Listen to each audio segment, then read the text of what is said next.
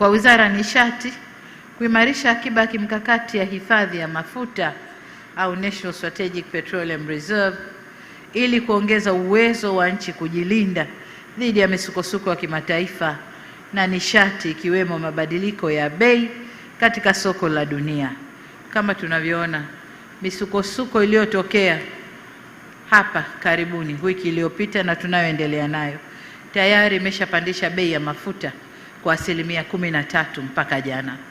Sasa hatujui leo na siku zinazokwenda, lakini tumwombe Mungu watu wale wakae juu ya meza, wazungumze, wakubaliane na hii misukosuko iishe, ili dunia irudi katika hali ya kawaida kuendesha chumi za nchi zetu.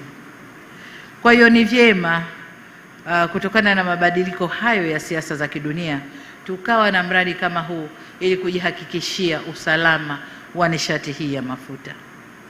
La tatu, TPA kwa kushirikiana na Mamlaka ya Mapato Tanzania na taasisi nyingine kuimarisha mfumo wa uhakiki na ufuatiliaji wa vipimo na shehena za mafuta kuanzia yanaposhushwa hadi hatua za usambazaji ili kuongeza uwazi na kulinda mapato ya taifa.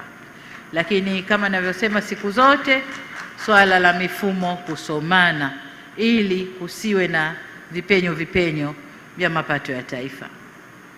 Ndugu zangu, la mwisho ni wakandarasi na washauri wetu kuhakikisha huu mradi ni mradi wa kimkakati, ni mradi uliotumia fedha nyingi za Watanzania.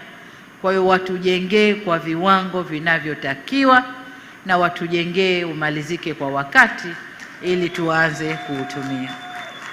Baada ya kusema hayo, ndugu zangu, sasa nitoe taarifa kwamba tayari nilishaweka jiwe la msingi na kwamba ujenzi wa mradi huu sasa uendelee au Machi mwaka. Mungu azibariki bandari zetu za Tanzania, abariki Mamlaka ya Bandari na wizara yetu ya uchukuzi, na asanteni sana kwa kunisikiliza.